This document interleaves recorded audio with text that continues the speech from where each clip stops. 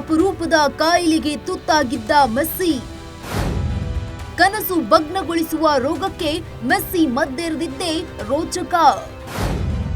ಕುಬ್ಜಗೊಳಿಸುವ ರೋಗ ಮೆಟ್ಟಿ ಮುಗಿಲೆತ್ತರಕ್ಕೆ ಬೆಳೆದಿದ್ದೇಗೆ ಗೊತ್ತಾ? ಫುಟ್ಬಾಲ್ ಜಗತ್ತಿನ ಶ್ರೇಷ್ಠ ಆಟಗಾರನ ಯಶಸ್ಸಿನ ಹಿಂದೆ ಕಣ್ಣೀರಿನ ಕಹಾನಿ.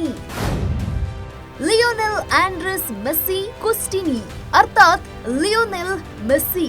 ಮೆಸ್ಸಿ ಅಂದ್ರೆ ಮ್ಯಾಜಿಕ್, ಮೆಸ್ಸಿ ಅಂದ್ರೆ ಅದ್ಭುತ, ಮೆಸ್ಸಿ ಅಂದ್ರೆ ಪವಾಡ, ಮೆಸ್ಸಿ ಅಂದ್ರೆ ಮ್ಯಾಜಿಷಿಯನ್. ಇಷ್ಟೇ ಯಾಕೆ, ಒಂದ್ ಹೆಜ್ಜೆ ಮುಂದಿಟ್ಟು ಮೆಸ್ಸಿ ಏಲಿಯನ್ ಅಂದ್ರೂ ಅದು ಅತಿಶಯೋಕ್ತಿ ಎನ್ನಿಸೋದಿಲ್ಲ.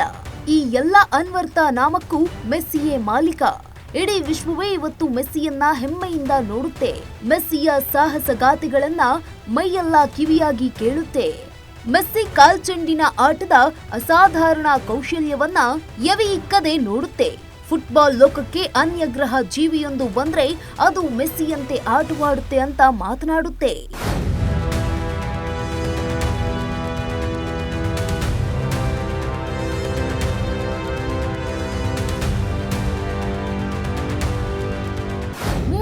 ವರ್ಷಗಳ ಬಳಿಕ ಅರ್ಜೆಂಟೀನಾಗೆ 2022ರಲ್ಲಿ 3ನೇ ವಿಶ್ವಕಪ್ ಗೆಲ್ಲಿಸಿಕೊಟ್ಟಿರುವ ಮಗಧೀರ.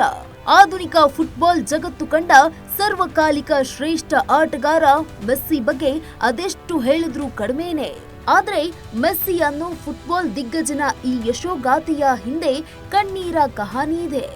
ಬದುಕೆ ಅಂತ್ಯವಾಗಿ ಹೋಯ್ತು ಎನ್ನುವ ನೋವಿದೆ. ಅಯ್ಯೋ, ಮಗನನ್ನ ಈ ಸ್ಥಿತಿಯಲ್ಲಿ ನೋಡ್ಬೇಕಲ್ಲಪ್ಪ ಅನ್ನೋ ಹೆತ್ತವರ ಅಸಹಾಯಕತೆ ಇದೆ. ಹಾಗಾದ್ರೆ ಮಧ್ಯಮ ವರ್ಗದವರ ಕುಟುಂಬದಲ್ಲಿ ಜನಿಸಿದ ಮೆಸ್ಸಿ ಫುಟ್ಬಾಲ್ ಜಗತ್ತಿನ ಸಾಮ್ರಾಟನಾಗಿ ಗುರುತಿಸಿಕೊಳ್ಳುವುದರ ಹಿಂದಿನ ಆ ಅಸಲಿ ಕಹಾನಿ ಏನು?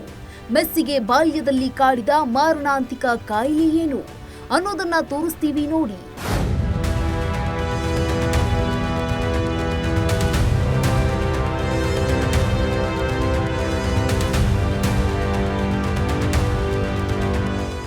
ಮೆಸ್ಸಿ ಹುಟ್ಟಿದ್ದು ಜೂನ್ 24, 1987ರಲ್ಲಿ ಅರ್ಜೆಂಟೀನಾದ ರೋಸಾರಿಯೋದಲ್ಲಿ. ಮಧ್ಯಮ ವರ್ಗದ ಕುಟುಂಬದಲ್ಲಿ ಜನಿಸಿದ ಮೆಸ್ಸಿ ತಾಯಿ ಮನೆ ಕೆಲಸ ಮಾಡಿಕೊಂಡಿದ್ರೆ, ತಂದೆ ಫ್ಯಾಕ್ಟರಿಯೊಂದರಲ್ಲಿ ಕೆಲಸ ಮಾಡ್ತಿದ್ರು. ಆದ್ರೆ ಮೆಸ್ಸಿ ತಂದೆ ಸ್ಥಳೀಯ ಫುಟ್ಬಾಲ್ ಕ್ಲಬ್ಗೆ ಕೋಚ್ ಆಗಿ ಕೂಡ ಕಾರ್ಯನಿರ್ವಹಿಸ್ತಾ ಇದ್ರು. ಹೀಗಾಗಿ ಫುಟ್ಬಾಲ್ ಕುಟುಂಬದ ವಾತಾವರಣದ ಮೆಸ್ಸಿಗೆ ಬಾಲ್ಯದ ಭಾಗವಾಗಿತ್ತು. ಪರಿಣಾಮವಾಗಿ ಮೆಸ್ಸಿ 5ನೇ ವಯಸ್ಸಿನಲ್ಲಿ ಸ್ವತಃ ಒಂದು ಕ್ಲಬ್ಗೆ ಸೇರಿಕೊಳ್ತಾನೆ. ಅಲ್ಲೇ ಮೆಸ್ಸಿ ಫುಟ್ಬಾಲ್ ಆಟದ ಕಾಗುಣಿತವನ್ನ ಕಲಿತುಕೊಳ್ತಾನೆ. ಚಿಕ್ಕ ವಯಸ್ಸಿನಲ್ಲಿಯೇ ತನ್ನ ಕಾಲ್ಚೆಂಡಿನಾಟದ ಕೌಶಲ್ಯ ತೋರಿಸಿದ ಮೆಸ್ಸಿ ಅನ್ನೋ ಪುಟಾಣಿ ತನ್ನ 8ನೇ ವಯಸ್ಸಿನಲ್ಲಿ ನೋವೆಲ್ಸ್ ಓಲ್ಡ್ ಬಾಯ್ಸ್ ಕ್ಲಬ್ ಸೇರಿಕೊಳ್ತಾನೆ. ಹೀಗೆ ಎಲ್ಲವೂ ಸರಿಯಾಗಿಯೇ ನಡೀತಾ ಇದೆ ಅನ್ನುವಾಗ್ಲೇ ಮೆಸ್ಸಿ ಕುಟುಂಬಕ್ಕೆ ಬರಸಿಡಲೊಂದು ಬಡಿಯುತ್ತೆ. ಮೆಸ್ಸಿಯನ್ನ ಆವರಿಸಿಕೊಂಡಿತ್ತು ಅಪರೂಪದ ಕಾಯಿಲೆ. ಏನಿದು? ಕುಬ್ಜರನ್ನಾಗಿ ಮಾಡುವ GHD ಕಾಯಿಲೆ.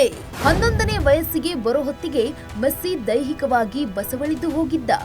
11 ವರ್ಷ ವಯಸ್ಸಾಗಿದ್ರೂ ಆತನ ದೇಹದಲ್ಲಿ 9 ವರ್ಷ ವಯಸ್ಸಿನ ಹುಡುಗನ ಬೆಳವಣಿಗೆಯಾಗಿತ್ತು.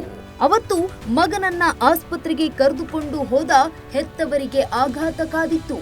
ಮೆಸ್ಸಿಯನ್ನ ಚೆಕಪ್ ಮಾಡಿದ ವೈದ್ಯರು, ನಿಮ್ಮ ಮಗನ ಬೆಳವಣಿಗೆಗೆ ಹಾರ್ಮೋನ್ ಕೊರತೆಯ ರೋಗವಿರುವುದು ಪತ್ತೆಯಾಗಿದೆ. ನಿಮ್ಮ ಮಗ ಹೆಚ್ಚು ಅಂದ್ರೆ 4 ಅಡಿ 4 ಇಂಚು ಎತ್ತರವಾಗಬಹುದು ಅಷ್ಟೇ ಅಂತ ಹೇಳಿಬಿಡ್ತಾರೆ. ವೈದ್ಯಕೀಯ ಭಾಷೆಯಲ್ಲಿ ಇದನ್ನ ಗ್ರೋತ್ ಹಾರ್ಮೋನ್ ಡೆಫಿಷಿಯನ್ಸಿ ಅಂತಾರೆ. ಅಂದ್ರೆ ದೇಹದಲ್ಲಿ ದೈಹಿಕ ಬೆಳವಣಿಗೆಗೆ ಬೇಕಾದ ಹಾರ್ಮೋನ್ಗಳ ಕೊರತೆ ಅಂತ ಕರೆಯಲಾಗುತ್ತೆ. ಇದು 10,000 ಮಕ್ಕಳಲ್ಲಿ ಒಂದು ಮಗುವಿಗೆ ಬರುವ ಅಪರೂಪದ ಕಾಯಿಲೆ. ಇದನ್ನ ಕೇಳಿದ ಹೆತ್ತವರಿಗೆ ಆಕಾಶವೇ ಕಳಚಿ ತಲೆ ಮೇಲೆ ಬಿದ್ದಂತಾಗುತ್ತದೆ. ಆದ್ರೆ ಮೆಸ್ಸಿ ತನ್ನ ಹೆತ್ತವರಿಗೆ, ನಾನು ಮೊದಲಿನಂತೆ ಫುಟ್ಬಾಲ್ ಆಡೋದಕ್ಕೆ ಆಗುತ್ತೆ ಅಲ್ವಾ ಅಪ್ಪ ಅಮ್ಮ ಅಂತ ಪ್ರಶ್ನೆ ಮಾಡ್ತಾನೆ. ಜೊತೆಗೆ ನನಗೇನು ತೊಂದರೆ ಆಗಿಲ್ಲ ತಾನೆ ಅಂತ ಕೇಳಿದ್ರೆ ಹೆತ್ತವರ ಕಣ್ಣಾಲಿಗಳು ತುಂಬಿ ಬರ್ತಾ ಇತ್ತು.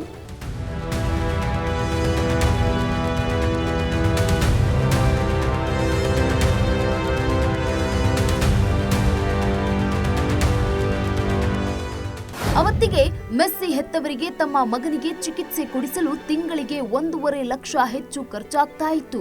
ಅಷ್ಟೇನು ಸ್ಥಿತಿವಂತರಲ್ಲದ ಮೆಸ್ಸಿ ಹೆತ್ತವರಿಗೆ ದಿಕ್ಕೆ ದೋಚದಂತಾಗಿತ್ತು. ಇನ್ನೇನು ಮಾಡೋಕೆ ಸಾಧ್ಯ? ನಮ್ಮ ಮಗ ಕುಬ್ಜನಾಗಿರೋದು ನೋಡೋದೇ ನಮ್ಮ ಹಣೆ ಬರದಲ್ಲಿ ಬರ್ದಿದ್ರೆ ನೋಡಿದ್ರಾಯ್ತು, ಇಲ್ಲ ಅಂದ್ರೆ ಆ ದೇವರೇ ಬಂದು ನಮ್ಮನ್ನ ಕಾಪಾಡಬೇಕು ಅಂತ ಸುಮ್ಮನಾಗಿದ್ರು.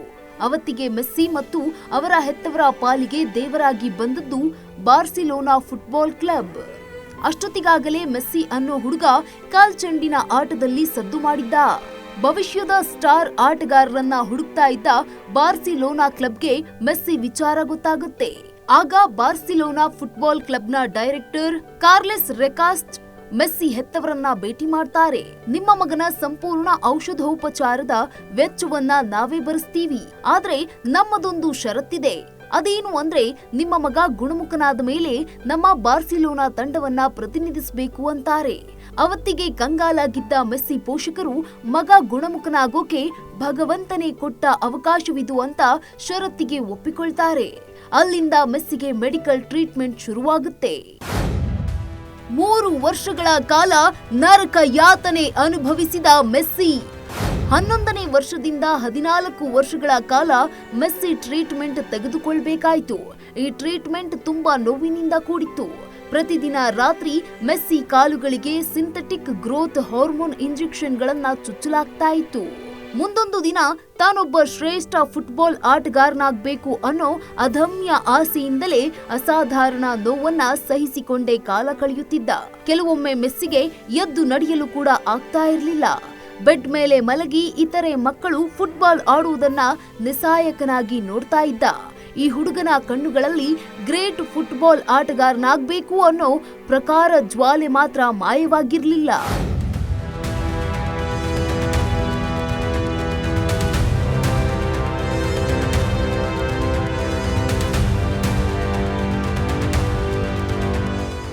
ಈ ಹಾರ್ಮೋನ್ ಚಿಕಿತ್ಸೆ ಮೆಸ್ಸಿಯನ್ನ 5 ಅಡಿ 7 ಇಂಚು ಎತ್ತರಕ್ಕೆ ತಲುಪಲು ಅವಕಾಶ ಮಾಡಿಕೊಡ್ತು. ಆದ್ರೂ ಬಾರ್ಸಿಲೋನಾ ಕ್ಲಬ್ ತಮ್ಮ ಬಿ ತಂಡದಲ್ಲಿ 14 ವರ್ಷದ ಮೆಸ್ಸಿಯನ್ನ ಕಣಕ್ಕಿಳಿಸಿತು. ಬಿ ತಂಡವಾದ್ರೇನು, ಅಲ್ಲೂ ಮ್ಯಾಜಿಕ್ ಮಾಡಿದ ಮೆಸ್ಸಿ ಪ್ರತಿ ಪಂದ್ಯದಲ್ಲೂ ಬಹುತೇಕ ಒಂದಾದ್ರೂ ಗೋಲ್ ಬಾರಿಸಿ ನಿಬ್ಬೆರಗಾಗಿಸಿದ್ದ. ಬಿ ತಂಡದ ಪರ ಆಡಿದ 30 ಪಂದ್ಯಗಳಲ್ಲಿ ಒಟ್ಟು 35 ಗೋಲುಗಳನ್ನ ಬಾರಿಸಿದ್ರು. 2004-05 ಋತುವಿನಲ್ಲಿ ಮೆಸ್ಸಿಗೆ 17 ವರ್ಷವಾಗಿದ್ದಾಗ ಬಾರ್ಸಿಲೋನಾ ತಂಡದ ಪರ ಪಾದಾರ್ಪಣೆ ಮಾಡ್ತಾರೆ. ನಂತರ ಫುಟ್ಬಾಲ್ ಲೋಕದಲ್ಲಿ ನಡೆದಿದ್ದು ಇತಿಹಾಸ. 2022ರ ಫಿಫಾ ವಿಶ್ವಕಪ್ನಲ್ಲಿ ಮೆಸ್ಸಿ ಅರ್ಜೆಂಟೀನಾ ತಂಡಕ್ಕೆ 36 ವರ್ಷಗಳ ಬಳಿಕ 3ನೇ ವಿಶ್ವಕಪ್ ಗೆಲ್ಲಿಸಿಕೊಟ್ರು.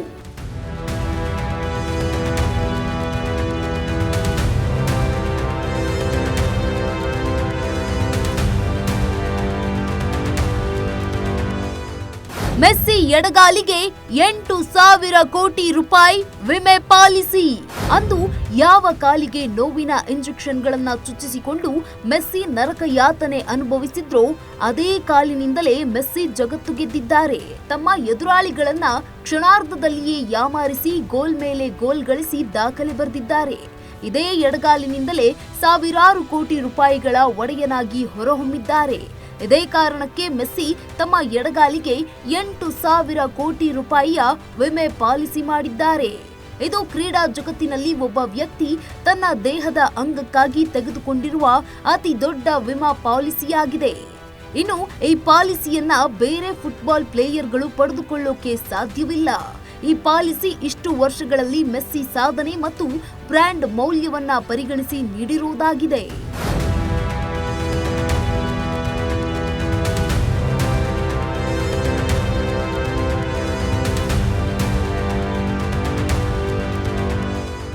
ಒಟ್ನಲ್ಲಿ ತನ್ನ ಕನಸನ್ನ ಭಗ್ನಗೊಳಿಸಿ ಜೀವನ ಪರ್ಯಂತ ಕುಬ್ಜನಾಗಿ ಉಳಿಯಬೇಕಾದ ರೋಗವನ್ನೇ ಧೈರ್ಯದಿಂದ ಮೆಟ್ಟಿ ನಿಂತು ಮೆಸ್ಸಿ ಇವತ್ತು ಮುಗಿಲೆತ್ತರಕ್ಕೆ ಬೆಳೆದಿದ್ದು ಜಗತ್ತಿನ ಕ್ರೀಡಾ ಲೋಕದಲ್ಲಿ ಕಂಡರಿಯದ ಚರಿತ್ರೆ.